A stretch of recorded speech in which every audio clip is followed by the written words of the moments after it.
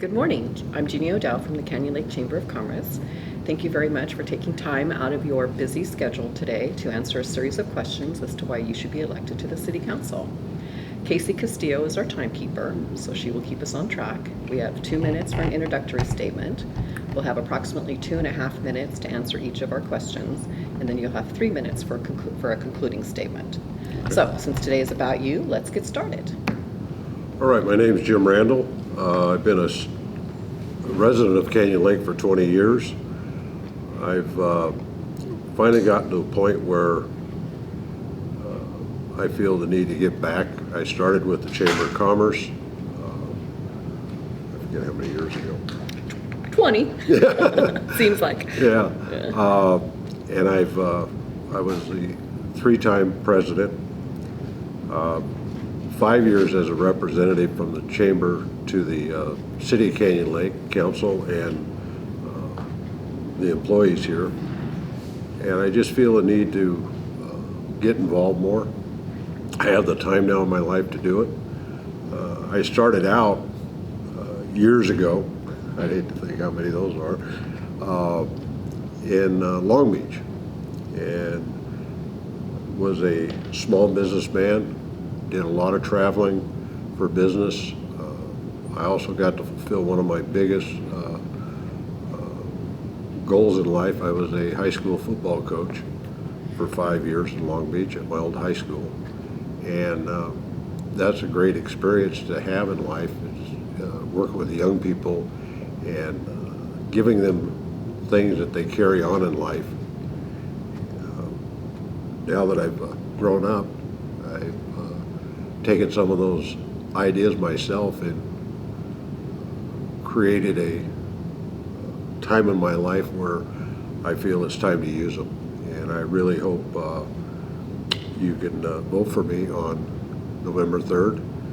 I know it's the city's election is a small part of what's going on November 3rd, but it's no lesser. It's very important, and I hope everyone gets out and votes that day. Thank you, Jim. Let's get started on our series of questions then. So our first question is what do you think the city's biggest accomplishment has been in the recent years?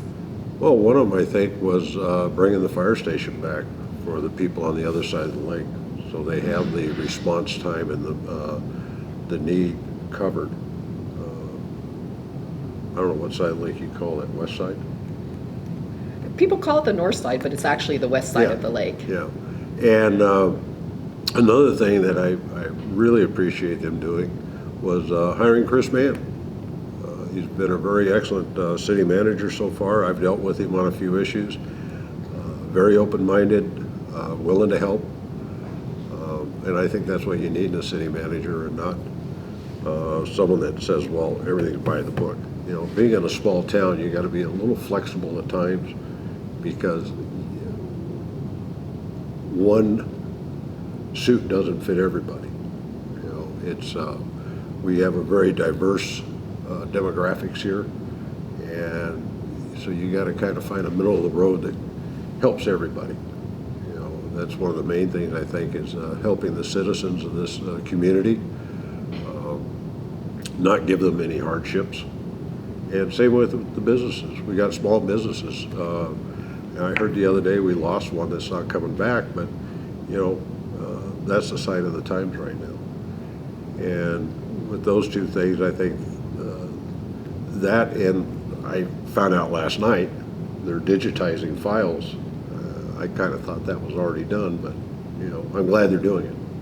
I think a lot of other cities have gone that way, and organizations. I know at our business we do. We scan all our papers in, and you don't have a ton of paper sitting around to get lost. Right. You know, right. so yeah, I would say those are the biggest accomplishments. I mean, that and managing the city, you know, keeping us afloat as long as they have with previous councils, and I hope the new council, whatever it might be, keeps it going. Great. Thank you. What is your perspective on the city's stated goals for this year, and what goals would you establish? You know, I read that question, and I didn't know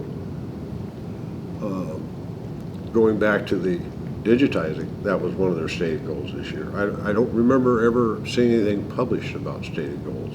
Oh, for actually, year. the January city council meeting, they publish their annual. I think I agenda missed that goals. one because Okay. I was out of town, but Gotcha. one of few. But yeah, Well, then let's go into what goals would you establish? that kind of goes into a couple other questions you have here, but to give briefly, we need to generate revenue for the city. That's a given. With the inflation and what have you coming from the county on their services, it's going to be tough to maintain if we don't. And we need to find other ways. I sat on the business roundtables, and believe me, we all worked real hard to try to come up with an idea, some way to develop more income for the city, but it just doesn't fit anywhere. Myself and Warren Kelsey, I called a friend of mine, and Warren's been in development for a lot of years, and looked at redoing the whole town center, because it's not your normal shopping center, Right. Which everyone knows. So, and the cost is inhibited to do. Okay. So, but that would be the biggest goal, is to find out what we're going to need to do to create that flow of income to maintain status quo. Okay. And you're right, it kind of ties into the next question, Right. is what is your perspective on the city's budget and the need to increase revenue to pay for critical services? So if you want to elaborate on some ideas that you have. Well,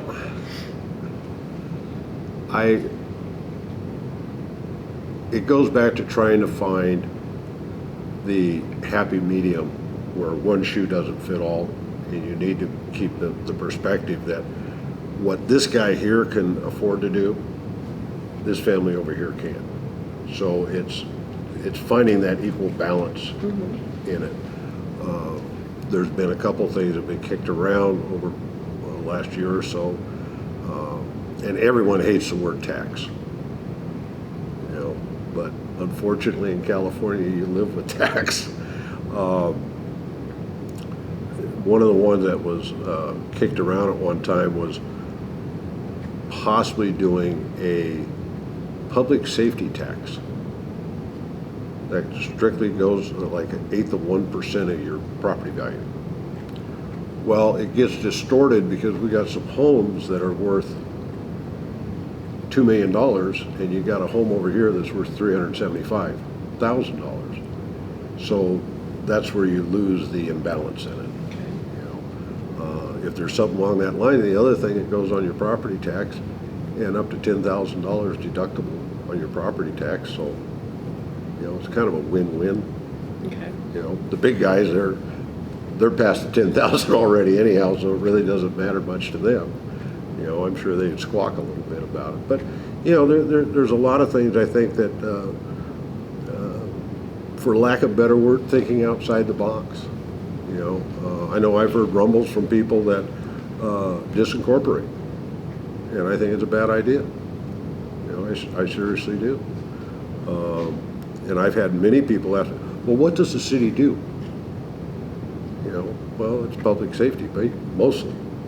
And from our code enforcement to our sheriff to our fire, it's all public safety. And that is needed in a city. I really wish when we incorporated 30 years ago almost, that they would have expanded the boundaries. You mean when we were both just pups, right? Yeah. We were both very young. Yeah, 30 very, years very ago. young, Okay. inexperienced, yeah. But they didn't, and what we have is what we have to live with. And I honestly believe there's a solution there. We just haven't quite found it Okay. or fine-tuned it to fit everybody. Okay. Great. So what would your priority be if you are elected, and how would you implement your idea? What we've been discussing, and I think it's going to take not just the input from council. It's going to take input from staff. It's going to take input from citizens. You know, what's livable?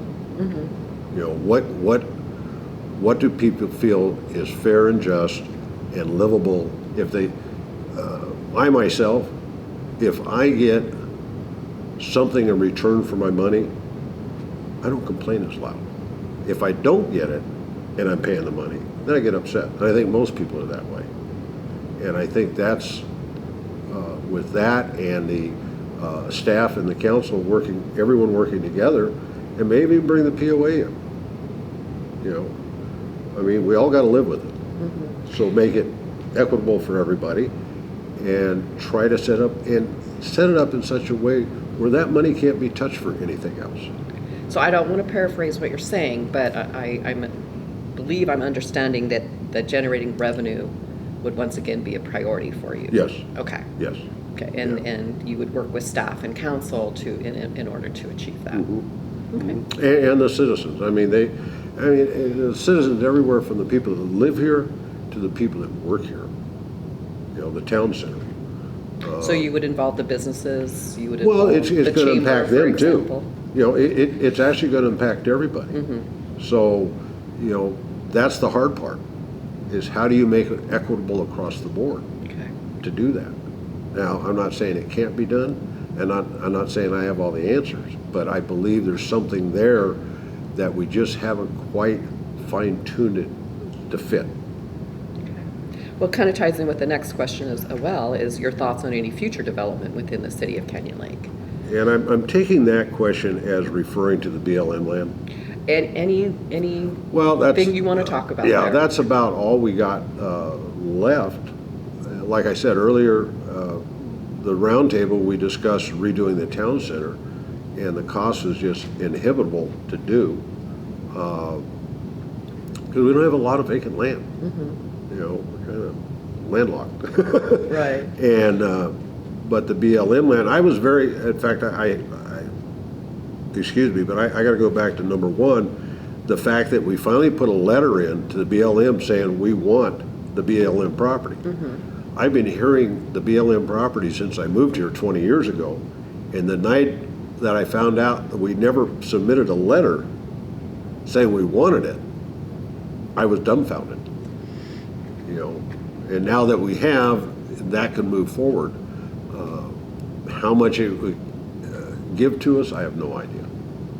But And how would you see that land being developed then? What would be your vision for that? I've heard so many different scenarios on that. Right, but what would be your vision? The person that came up with the idea of the resort style unit at the jump lake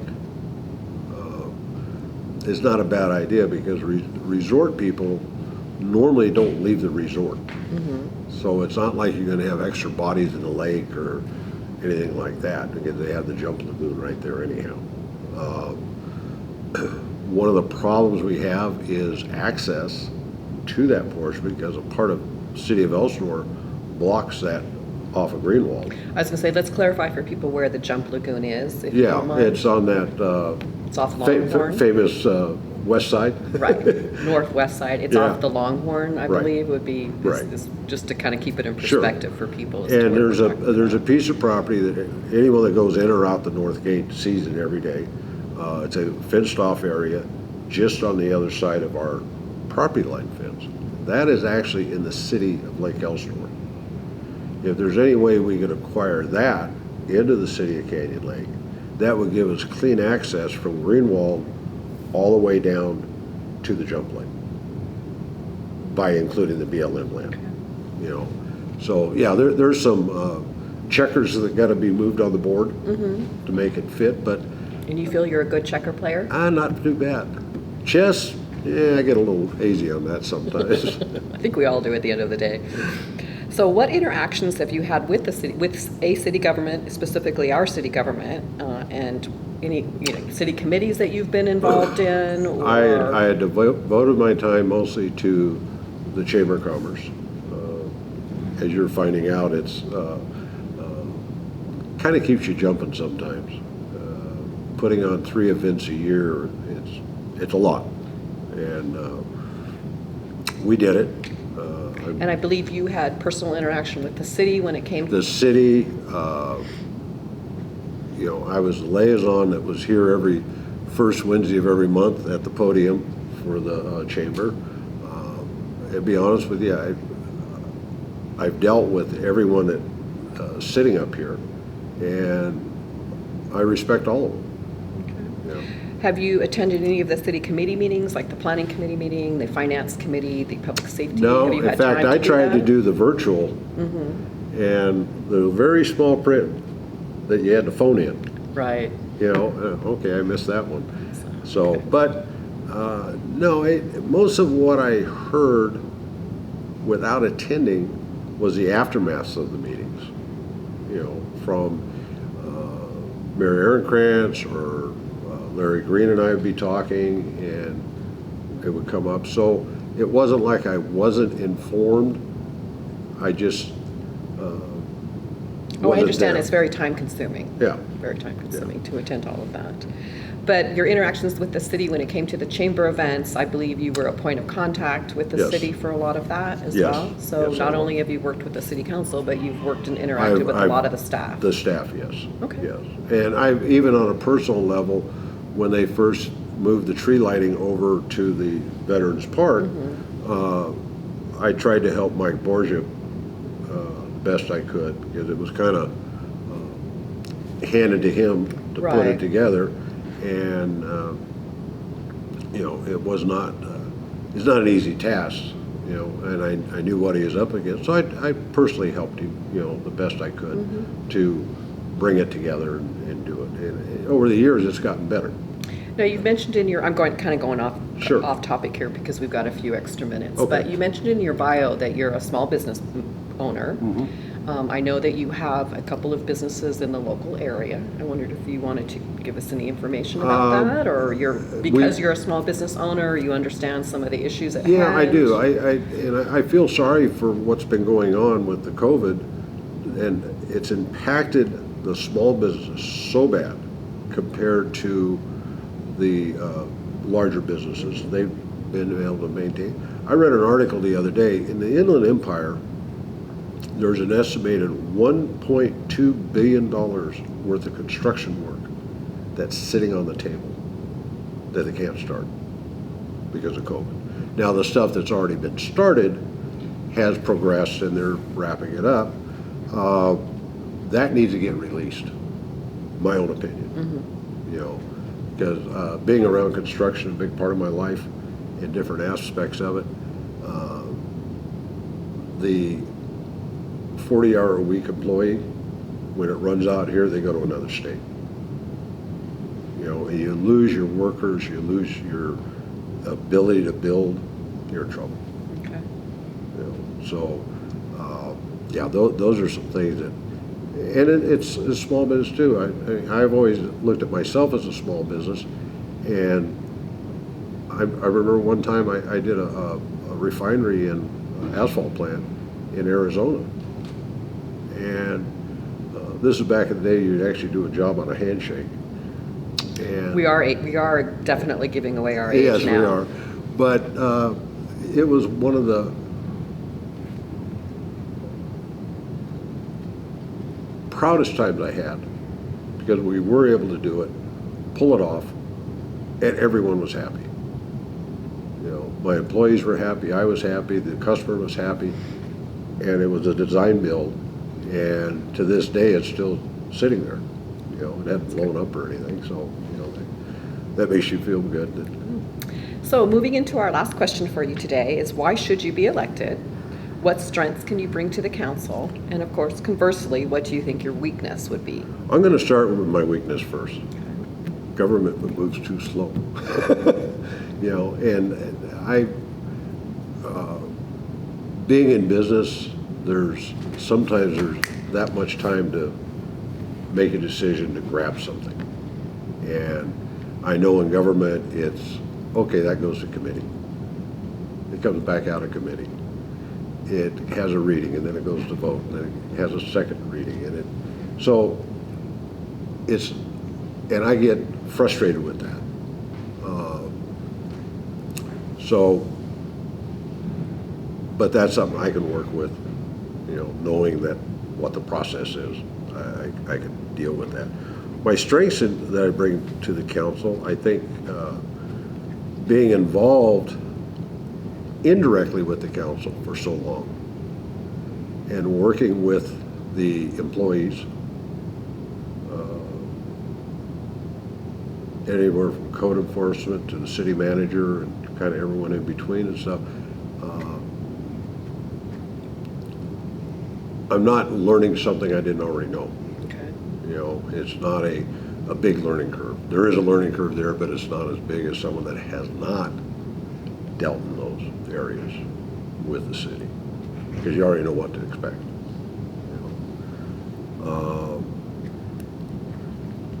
And I think I be honest with you, I think we all should be elected. I'm going to be very biased, but So we should increase the council to 7 why not? seats is what we're talking about? Why not? Okay. No, it's like I said, I don't hold anything against anybody that's running or is currently seated.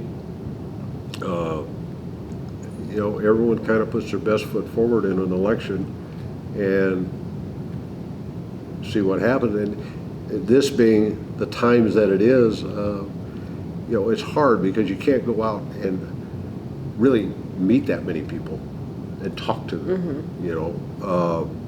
God forbid you go up and knock on someone's door.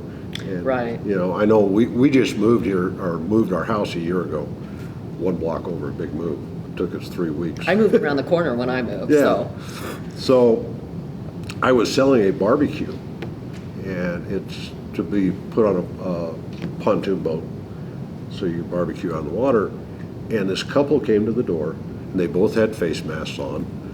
And I opened the door and I looked at them. I said, "Unless you got a gun to go with those, take them off. We're going around the side of the house."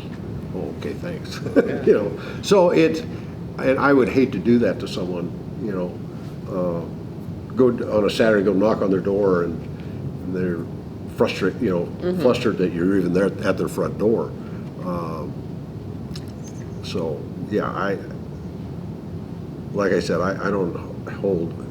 I hope everyone has a good run, and yeah, I would like to be, but I can understand that this is 3 other people. Okay. Well, why don't we move into your conclusion then? If you'd like to give a summary of